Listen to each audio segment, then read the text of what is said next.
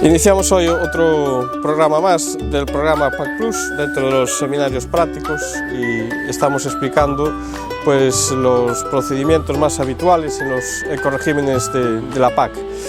En la nueva PAC, a partir del año 23, sabemos que nos han puesto una serie de condicionantes ambientales adicionales a los que teníamos, que surgen a raíz de toda la preocupación social de integrar la agricultura y la ganadería en la lucha contra el cambio climático, en llevar a la PAC los acuerdos de la estrategia del campo a la mesa.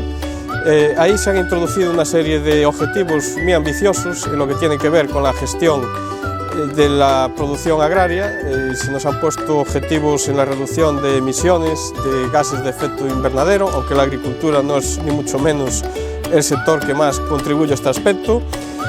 Se han puesto objetivos muy ambiciosos también en cuanto a la agricultura ecológica y en cuanto a la reducción de insumos, tanto de lo que son fertilizantes sintéticos como el uso de fitosanitarios. Hoy vamos a repasar un aspecto de los ecoregímenes, vamos a repasar lo que son el uso de las cubiertas inertes en las plantaciones leñosas y vamos a hacer un comentario que siempre hacemos. Los ecoregímenes son muy importantes dentro del pago único porque suponen como media un 30% del pago único. Son voluntarios, ponen objetivos medioambientales a mayores de la condicionalidad para cobrar el pago único, pero son voluntarios. Ahora bien, si los agricultores y los ganaderos en el sector se renuncia a solicitarlos, aunque sean voluntarios, estaremos perdiendo pues, prácticamente ese 30% del pago único. Por eso es importante el buscar cómo podemos optimizar y cómo podemos solicitarlo en nuestra explotación. Hay que tener en cuenta que los objetivos medioambientales van a ir a más cara al futuro y tenemos que acostumbrarnos en muchas prácticas a cambiar el manejo para estar alineados con los objetivos de la PAC. Bueno, pues esta es una práctica sencilla, tiene su base en utilizar los propios residuos de las podas como incorporación al suelo y lo que se pretende es no extraerlos de la explotación, no quemarlos. Hay muchas restricciones ahora a la quema de usos de residuos agrarios o de subproductos agrarios, mejor dicho, que tienen que ver con que se pretende darles un ciclo de vida más largo que permita acumular carbono en el suelo y mejorar la calidad del aire. Las quemas siempre son problemáticas desde el punto de vista de la calidad del aire y en este caso,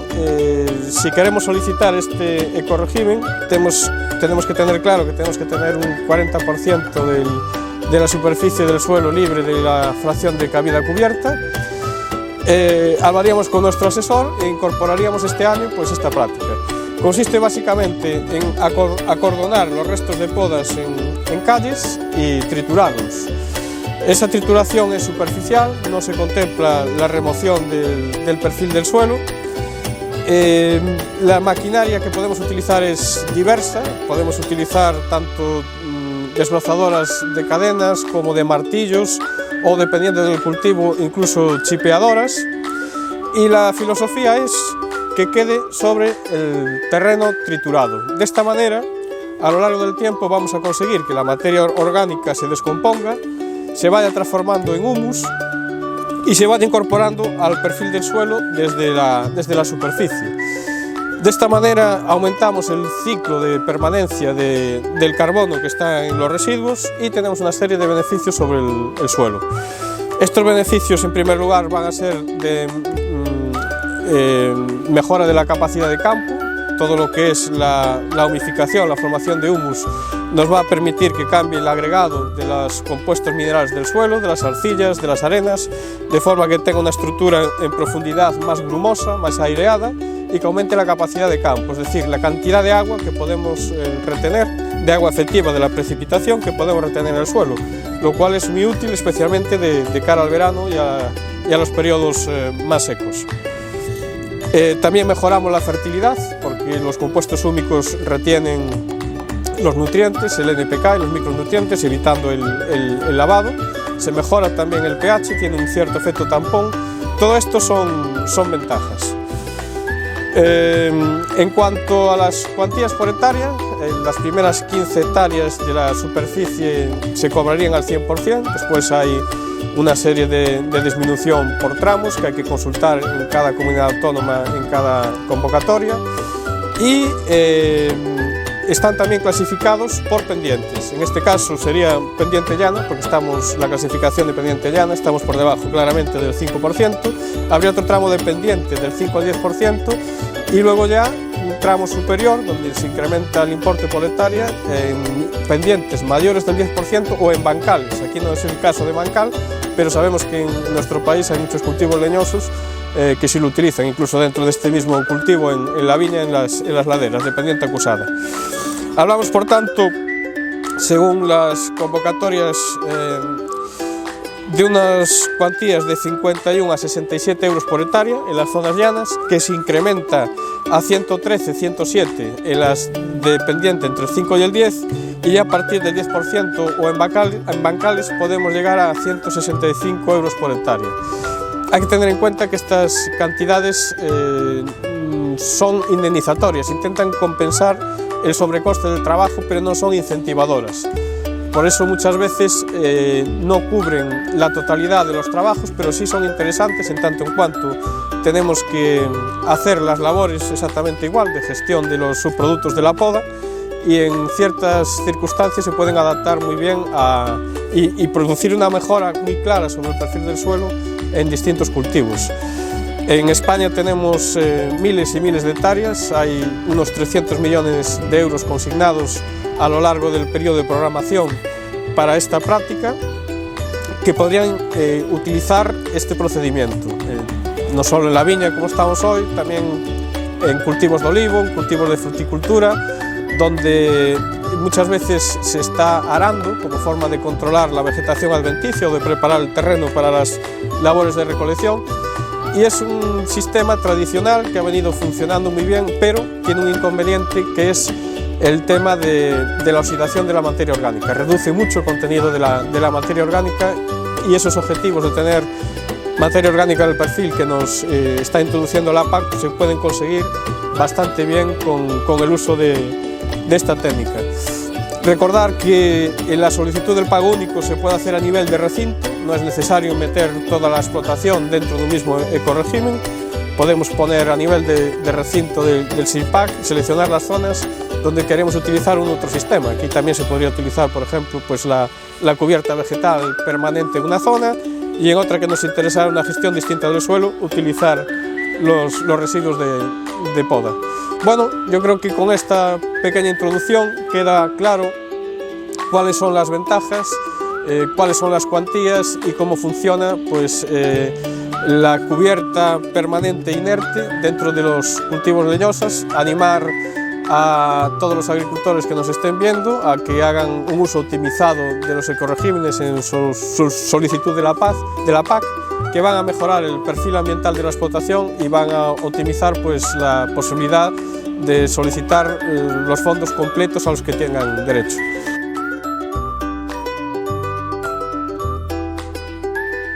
Bueno, la práctica del ecorégimen tiene previsto eso. Si nos apareciera ese problema en mitad de la campaña, simplemente lo comunicamos y procedemos a lo que nos recomienda el técnico, que puede ser la retirada de la madera cortada, de los restos de poda, para su quema, por ejemplo, porque en ese caso sí que se permitiría la excepción, y en esa anualidad se cobraría exactamente igual. Una vez que se comunica que hay un problema, se practica la excepción y se puede cobrar. Lo que tendríamos que hacer en el año siguiente, como hay flexibilidad, es pedir otro ecorégimen sobre nuestra parcela. Por ejemplo, la cubierta verde permanente sería una opción alternativa.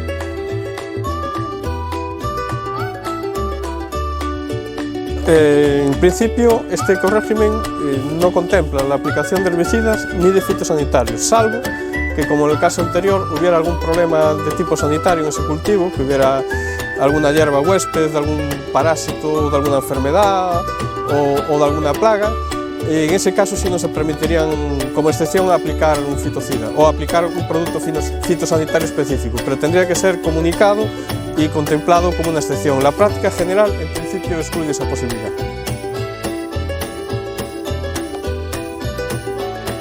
Bueno, esto es una práctica acumulativa, todo lo que tiene incidencia sobre el terreno no es de un día para otro.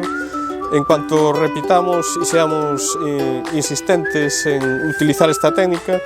iremos viendo cómo mejora el contenido de materia orgánica en el suelo. No lo vamos a notar de un año para otro, pero si todos los años estamos haciendo un aporte en restos de podas de 4 o 5 toneladas por hectárea,